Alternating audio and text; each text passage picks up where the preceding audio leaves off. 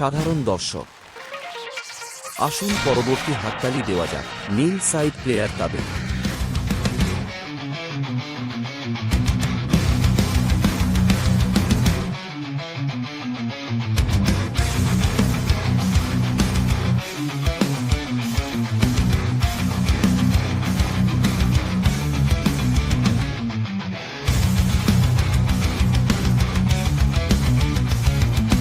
আসুন নিচে হাততালি দেওয়া যাক। চীনা খেলোয়াড় ঝু জু আছেন, যিনি লাল দলকে আমন্ত্রণ জানিয়েছেন।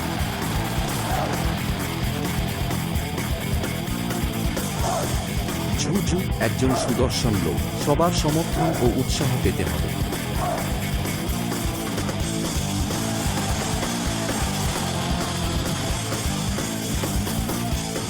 আসুন একসাথে জেনে নেওয়া যাক এই দুই খেলোয়াড়। প্রথমটি নীল খেলোয়াড় তাবেক। তার বয়স 21 বছর এবং উজবেকিস্তান থেকে এসেছেন। উচ্চতা 163 সেমি। পেশাদার রেকর্ড 5টি খেলায় 5টি জয়, কেউ প্রতিপক্ষ দুবার। এরপর আমি এটি আপনার সাথে পরিচয় করিয়ে দেব। লাল খেলোয়াড় ঝু জু। তার বয়স 23 বছর। চীন। উচ্চতা 172 সেমি। পেশাদার রেকর্ড 25 যুদ্ধ, 21টি জয়, প্রতিপক্ষ 7 বার। গ্রহণ করুন।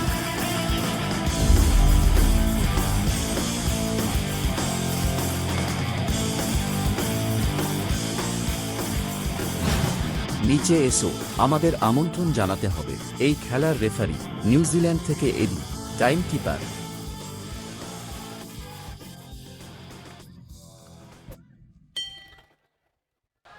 হ্যালো শ্রোতা বন্ধুরা, কিংবদন্তি অফ এমএই দেখার জন্য আপনাকে স্বাগতম।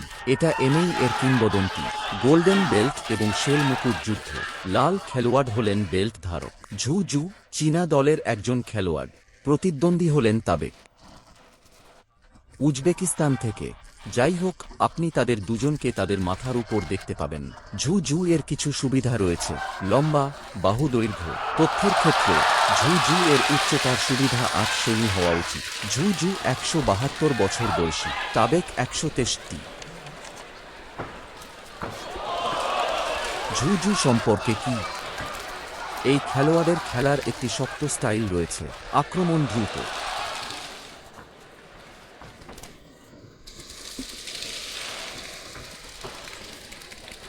আমার মনে আছে যে ঝু জু এবং চেন চ্যাংলিন একবার লড়াই করেছিলেন। এটি স্পষ্ট ছিল যে ঝু জু খুব দ্রুত শুরু করছিল এবং কম্বোগুলিও ভালোভাবে সম্পন্ন হয়েছে।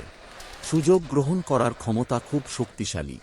ঝু জু এর একটি ঘাতক বৈশিষ্ট্য রয়েছে, তার ফোরহ্যান্ড ফ্ল্যাট হুক একাধিকবার প্রতিপক্ষকে ছিটকে দিয়েছে। ঝু জুও এই ফ্ল্যাশ প্লেয়ার থেকে এসেছেন। আগস্ট 2015 সালে চেঙ্দুর বিপক্ষে খেলার সময় আমরা এই ফ্ল্যাশের প্রযুক্তিগত বৈশিষ্ট্যগুলিও দেখতে পারি, যা তার প্রচুর পরিমাণে রয়েছে। কিন্তু গত বছরের ডিসেম্বরে যখন পাঞ্জিহুয়া লড়াই করেছিল, তিনি খেলার ছন্দ এবং প্রকৃত বিবরণ উভয় ক্ষেত্রেই যে খেলোয়াড়রা সুযোগ খুঁজে পায়।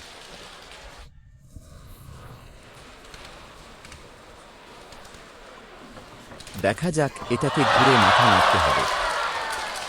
এই তারবেক প্লেয়ারটি আসলে খুব শক্ত, আর এই টাইপ নাম্বার থেকে এটি আক্রমণাত্মক তীব্রতার দিক থেকে শক্তিশালী হওয়া উচিত। তাই এই ঝু জুকে এখনও সাবধান হতে হবে। শেল মুকুট চ্যাম্পিয়ন। এটা একটা, তুমি দেখছো, সাবধান থাকুন। তুমি দেখছো এই ঘুষিটা খুব ভারী। কোচ ডং, দেখুন, দুজনের মধ্যে উচ্চতার ব্যবধান রয়েছে। তাহলে ঝু জু, আপনি কি মনে করেন এটি ইচ্ছাকৃত? তারপর এই মাধ্যাকর্ষণ কেন্দ্রটি কমিয়ে নিন, একটু নিচে টিপুন। তার খেলার স্টাইল, এটি মাধ্যাকর্ষণ কেন্দ্র নিয়ন্ত্রণ করার উপায়। কিসের কারণে, কেন এটা করা হয়? যদি সে উপর থেকে নিচে বেশি হয়, একটি টপ ডাউন ধাক্কা। এটা কি নিজের জন্য বেশি উপকারী? একটি হলো তাকে মানিয়ে নিতে হবে। তারবেকের উচ্চতা, আক্রমণের মাত্রার মধ্যেও ব্যবধান রয়েছে, তাই মাধ্যাকর্ষণের এই কেন্দ্র কমে যায়। এরপর দ্বিতীয়টি, আপনি যদি আপনার মাধ্যাকর্ষণ কেন্দ্র কমিয়ে দেন, নিজেকে ঘুষি মারতেও তার পক্ষে সুবিধাজনক। আমি তো এই তাবেকের দিকে তাকিয়ে আছি। আসলে একটি হয়ে গেছে এমন প্রতিরক্ষামূলক পাল্টা আক্রমণ। খেলার এমন একটি স্টাইল যা আক্রমণ হিসাবে ডিফেন্সকে গ্রহণ করে। তুমি দেখছো এই প্রথম খেলায় পারফরম্যান্স। বেশ কয়েকটি প্রতিরক্ষামূলক পাল্টা আক্রমণ এবং পাল্টা আক্রমণ রয়েছে। একই সময় পুরো গতির আন্দোলন হল, পিছনে সরে যান, এগিয়ে যাওয়ার উদ্যোগ নেবেন না, ফরওয়ার্ড আক্রমণ, ভবিষ্যতে আরও কিছু হবে। পিছনে যাওয়ার সময় সর্বদা পিছনের পায়ের স্থিতিস্থাপকতা বজায় রাখুন। সুযোগ পেলেই বাউন্স করুন, এটি পূরণ করতে সরাসরি একটি আঘাত করুন। তুমি দেখছো, যদিও এটি একটি, ঘুরে দাঁড়ান এবং আপনার পা দোলান। এই ব্যর্থ পদক্ষেপ, তবে তাদেরকে আচরণ দেখতে পাচ্ছি। যখন ঝুঁঝু একবার উঠে দাঁড়ান, সে তো ভিতরের দিকে অগ্রসর হয়েছিল, সে তাকে ঘুষি মারার কাছে এসেছিল। শুরু হচ্ছে দ্বিতীয় খেলা। আসুন পুরো দৃশ্যটি দেখে নেওয়া যাক। ঝুঝু এখনও একটি বজায় রেখেছেন, যে রাষ্ট্র এগিয়ে চলেছে। অন্যদিকে তাবেক তার গতিতে আরও নমনীয়। সবসময় আপনার গতি সামঞ্জস্য করুন। তাড়াতাড়ি ভেতরে গেল। হ্যাঁ, আপনি দেখতে পাচ্ছেন যে ঝুঝু দখল করা হয়েছে। যতটা সম্ভব বেশি সময় ব্যয় করার চেষ্টা করুন। ভেন্নুর মাঝখান দখল করে। তোমাকে এখনই তোমার মতো দেখাচ্ছে। এখন তাবেক ভেন্নুর মাঝখানে দখল করে নিতেন। আমি আবার এই কেন্দ্র থেকে সরে এসেছি। এখানে আবার এসে আক্রমণ করার জন্য ভালো ফ্রন্ট হ্যান্ড দেন। তাবেক কি আবার উঠে দাঁড়াতে সক্ষম হবেন? অবশ্যই এটি এমন যেন যখন কোচ ডং সবেমাত্র ঝুঝুকে পরিচয় করিয়ে দিয়েছিলেন। ঝুঝুর ফ্রন্ট হ্যান্ড ফ্ল্যাট কিকের ঘাতক বৈশিষ্ট্যের কথা বলছি। যাই হোক, দ্বিতীয় রাউন্ডটি একটি হার্ড কিলার। আমি মনে করি এই তারবেক আক্রমণ করছে। আপনার ডান হাত উঁচু রাখতে ভুলবেন না, ঝুঝুর সামনের হাতের ফ্ল্যাট হুকের কারণে। কারণ আপনি ইতোমধ্যে একটি ক্ষতির সম্মুখীন হয়েছেন। তাই বক্সিং করার সময়, বিশেষ করে বক্সিং প্রক্রিয়ায়, এই ঝুঝুর দিকে মনোযোগ দিন।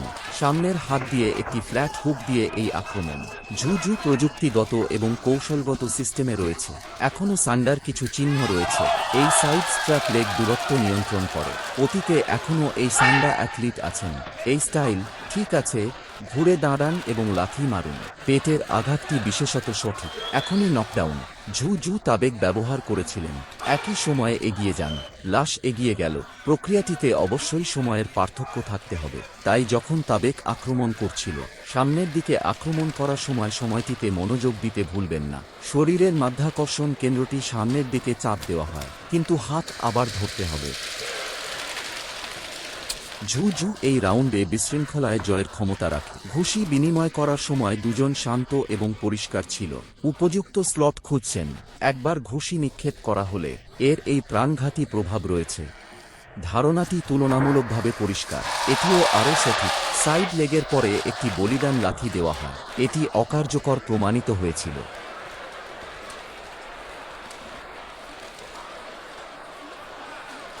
এই সময়ে আপনি দেখছেন তাবেকের কি হবে। ঝুঝু আক্রমণের অপেক্ষায় রয়েছি। সে রক্ষণাত্মকভাবে খেলে, কিন্তু এই সময়ে ঝুঝু প্রকৃতপক্ষে ইতিমধ্যে একটি নকডাউন ছিল। এই রাউন্ডটি 100 বার হিট হয়েছে। তার তাড়াহুড়ো ছিল না। তারপর দেখবেন এই সময় বিপরীতে তাবেকের ধরনের জিনিস। এই ধরনের defensive counter attack type player. এ ধরনের কোনো আপত্তিকর সচেতনতা নেই। এটি তাদের দুজনকে ঘটনাস্থলে নিয়ে যাবে। একে অপরকে সংযুক্ত করা, মুষ্টি এবং পা সংযুক্ত, হস্তান্তরের এই অবস্থা বিরল। আপনি দেখুন, তাবেক খুব কমই আক্রমণ করার উদ্যোগ নেয়। এখন ঝুঝু জানেন যে তার একটি দুর্দান্ত সুবিধা রয়েছে, সুতরাং এটি কিছুটা আপত্তিকর। দ্বিতীয় রাউন্ডে নকআউট হয়েছিল। এটি বলা উচিত যে ঝুঝুর সামনের হাতটি একটি সমতল। এটা সত্য যে খেলা তুলনামূলকভাবে দীর্ঘ। এটা একটা দীর্ঘ সময়। এটি প্রকৃতপক্ষে আরও কার্যকর ভূমিকা পালন করতে পারে।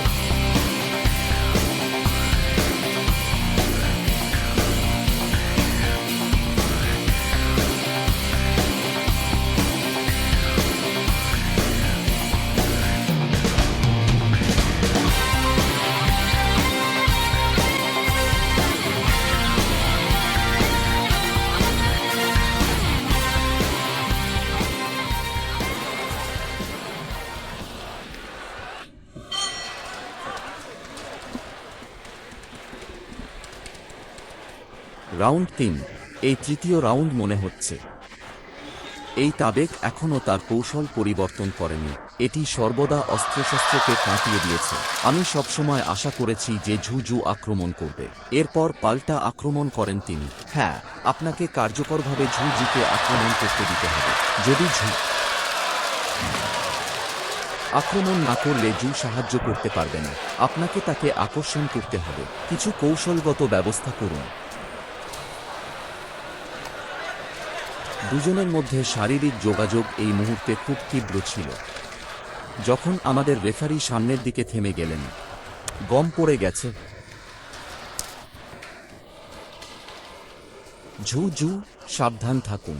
এইমাত্র একবার আক্রমণ করার প্রক্রিয়ায় তারবেকের বিরোধী কাউন্টার এবং এই সংঘর্ষের একটি শক্তিশালী ধারণা রয়েছে, তবে প্রতিবার তাবেক তাকে রক্ষা করে বা মুখোমুখি হয়। দেখে মনে হচ্ছে যে ঝু জুর উপর প্রভাব বিশেষ করে খুব বেশি নয়।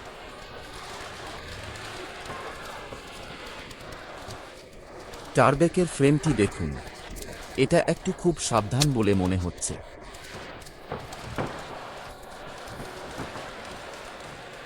এ সময় শুরু হয় তৃতীয় রাউন্ড। প্রকৃতপক্ষে ঝু জু, যিনি ইতিমধ্যে দ্বিতীয় রাউন্ডে একটি খেলা জিতেছিলেন, এটি গ্রহণ করা সম্পূর্ণরূপে সম্ভব। কিছু হঠাৎ সময় এই কৌশল খেলা হয়। আসলে তাবেকের পরিবর্তন হওয়া উচিত ছিল। এটা অবিচল হওয়া উচিত। এটি ধাপে ধাপে করা উচিত। আপনি যদি এভাবে অন্যরা আপনার দরজায় আসার জন্য অপেক্ষা করেন, আপনাকে এটি অসম্ভব আঘাত করতে দিন। এই খেলার ফলাফল তার জন্য খুবই প্রতিকূল হবে।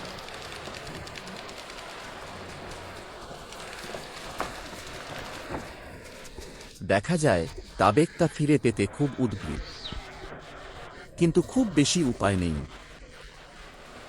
সম্পর্কে ভালো ধারণা আছে, তবে বাস্তবায়নের জন্য আপনার ভালো কৌশল থাকতে হবে। আপনি দেখেন ঝু জু এই মুহূর্তে তাড়াহুড়ো করছেন না। আপনি আসুন, আমিও প্রতিরক্ষামূলক পাল্টা আক্রমণ খেলতে পারি।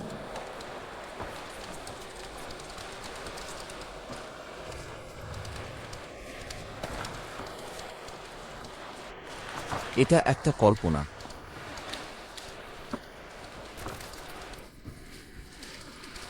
প্রযুক্তি ব্যবহারে তাবেক একটু অনমনীয়। পরপর অনেকবার তিনি এটা করেছেন, পরপর অনেকবার। তারপর ফ্রন্ট সুইপ নিন। এই প্রযুক্তিগত প্রেরণা বহুবার করা হয়েছে। নিজের জন্য এর তেমন কোনো প্রভাব পড়ে না, তাই এটা পরিবর্তন করা উচিত। নিজেকে আক্রমণ করার ধারণা।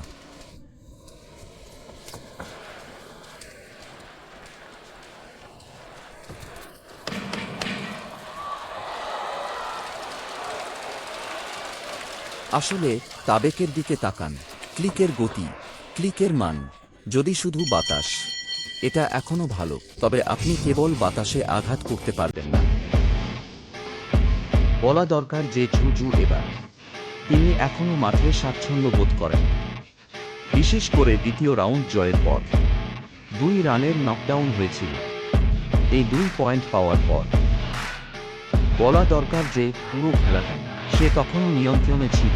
তুলনামূলকভাবে বলতে গেলে এই প্রতিপক্ষের কি হবে, এটিও খুব শক্তিশালী, তবে প্রযুক্তিগত গঠন এবং কৌশলগত প্রযোগের ক্ষেত্রে নয়। ব্যতিক্রমী ভালো, যদিও তৃতীয় রাউন্ডে তিনি আরও প্রচণ্ড লড়াই করেছেন, কিন্তু পদ্ধতিটি খুব একটা ভালো নয়। ঠিক আছে প্রিয় দর্শকগণ, এরপরে আমরা এই গেমের চূড়ান্ত ফলাফল ঘোষণা করি। বিচারক নং 1 30-26 ছিল, বিচারক নং 2 30-26, বিচারক নং 3 30-27। চূড়ান্ত ফলাফল হল লাল পক্ষ জিতেছে।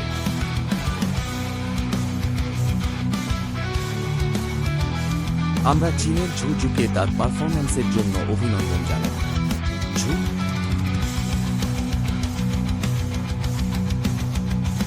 আশাহী এই বছর খুব ছোট, তবে এটি খুব ভালো ফলাফলও অর্জন করেছে। আজকের খেলাটি সবাই প্রত্যক্ষ করছে। তিনি তার নিজের যুদ্ধের ইতিহাসেও থাকবেন। একটি শক্তিশালী স্ট্রোক যোগ করা হয়েছে। ধন্যবাদ।